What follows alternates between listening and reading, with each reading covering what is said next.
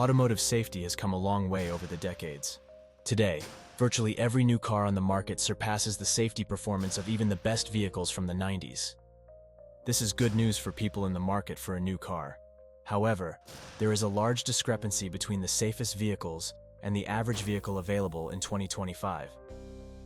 The Insurance Institute for Highway Safety Top Safety Pick program is an excellent shortcut for those who lack the time or interest to go deep down the vehicle safety rabbit hole.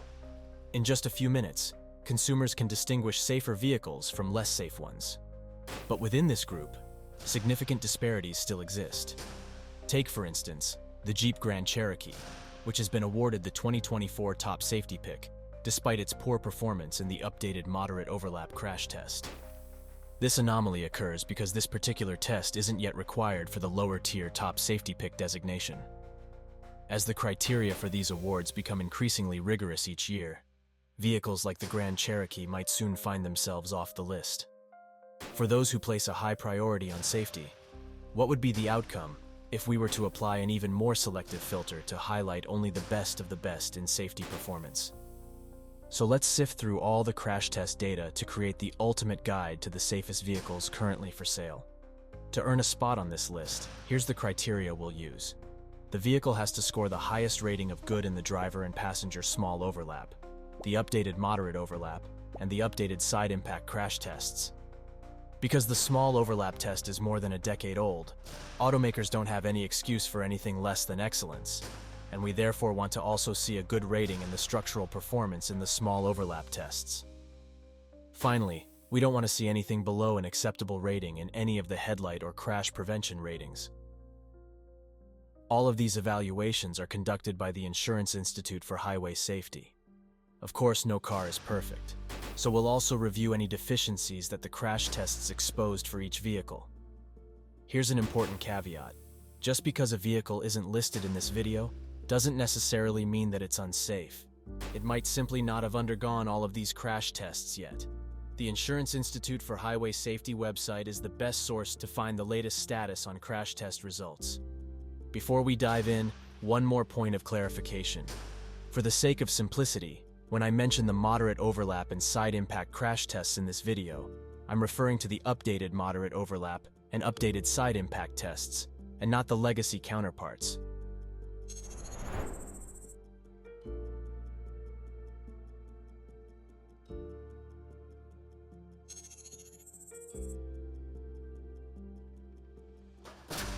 First up is the small cars category, and unfortunately there is only one choice that meets all the criteria. The good news is that the Mazda 3 is a very safe option. It has flawless performance in the small overlap test on both the driver and passenger sides. In the updated moderate overlap evaluation, rear seat dummy movement is well controlled except for the dummy's head approaching the front seat back.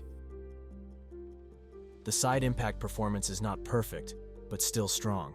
The distance between the B-pillar and seat center line is 16.5 centimeters, which is acceptable.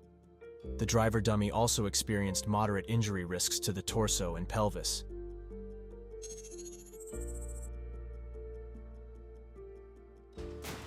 We have two safe options in the mid-size sedan category.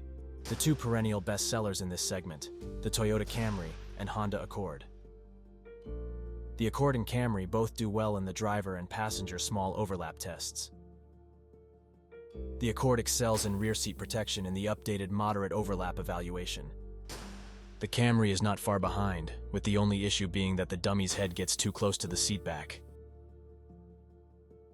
Both vehicles also deliver strong performance in the side impact test, although the Accord leaves the occupants with more survival space with 23.5 centimeters between the B-pillar and seat center line, compared to only 18 centimeters in the Camry.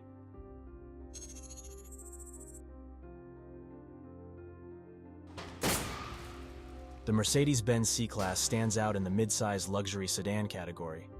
In the small overlap test, the C-Class exhibits remarkably low intrusion readings. Rear dummy control in the moderate overlap test is commendable, though injury readings indicate moderate risks to the chest and neck. The side impact test reveals only minor concerns, with the driver dummy registering moderate risks of torso and pelvis injuries.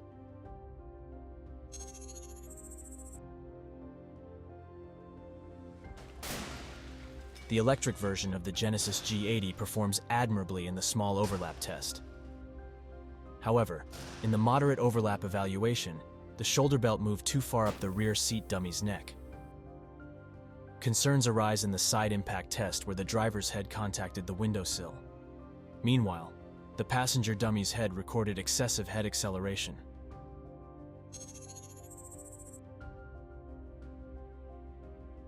All these small SUVs sail through the small overlap tests without any significant issues. The Mazda CX-30 generally did well in the moderate overlap test, although the rear dummy's head came close to contacting the front seat back. In the side impact test, the only issue was the moderate injury readings for the front dummy's torso. The Mazda CX-50 had almost identical performance to its smaller sibling. The dummy's head approached the front seat back in the moderate overlap test. In the side impact test, the front dummy recorded moderate torso and pelvis injuries. The Genesis GV60 exhibited strong rear seat protection in the moderate overlap test. However, in the side impact test, the front seat dummy experienced moderate torso and pelvis injury risks. Like its peers, the only issue the Honda HR-V had in the moderate overlap test was the rear dummy approaching the front seat back. In the side impact test, the driver dummy recorded moderate torso and pelvis injury readings. The Hyundai Kona's shoulder belt moved too far up towards the dummy's neck in the moderate overlap test. The side impact test recorded moderate torso and pelvis injuries for the driver dummy, and moderate torso injuries for the passenger dummy.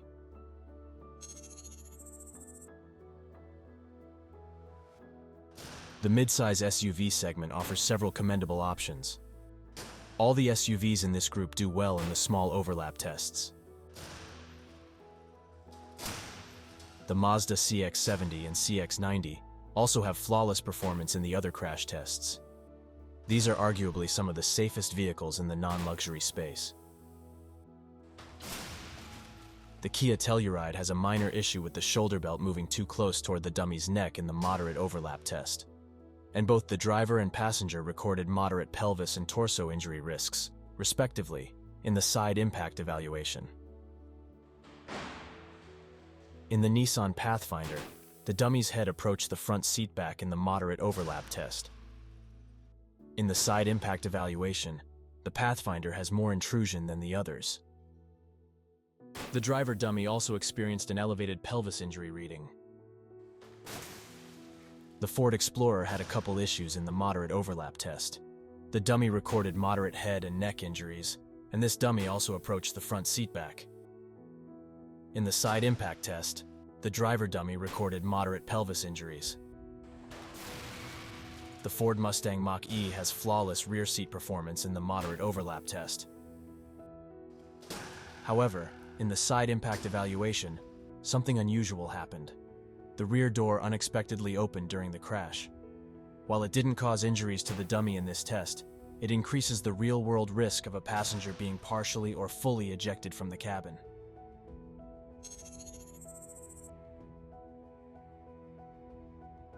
There is no shortage of safe options in the luxury midsize SUV segment. The X5 demonstrated near-flawless performance across all crash tests. The only concern was the rear dummy's head approaching the front seat back in the moderate overlap test, which could pose a slight risk for injuries. The Volvo XC90 had no issues in the small overlap tests. However, in the moderate overlap evaluation, the rear seat dummy experienced moderate neck and chest injuries, while the side impact test revealed moderate injuries to the driver's torso and the passenger's torso and pelvis. The Genesis GV70 performed well in both small and moderate overlap tests. In the side impact evaluation, the driver dummy showed a moderate risk of torso and pelvis injuries. The Lincoln Nautilus is one of the few vehicles to score top marks in the moderate overlap and side impact tests. However, during the small overlap evaluation, the driver dummy partially missed the airbag, leaving its head vulnerable to hard surface contact. The Mercedes-Benz GLC excelled in small overlap and side impact tests. In the moderate overlap test, the rear dummy's head approached the front seatback and recorded moderate injury risks to the head and neck.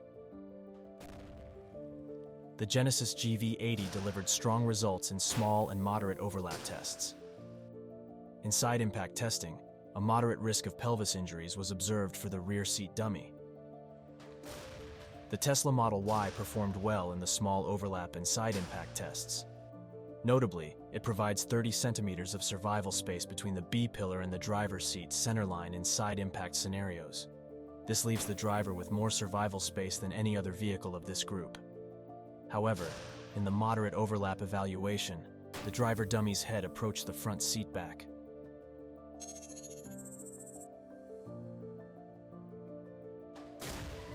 The Rivian R1S is the lone option in the large SUV space. It has strong performance in all of the crash tests and is an extremely safe vehicle.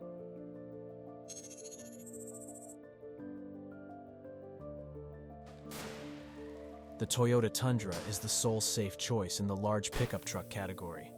It does well in the small overlap and side impact tests. In the moderate overlap evaluation, the driver dummy recorded high injury readings to the legs or feet.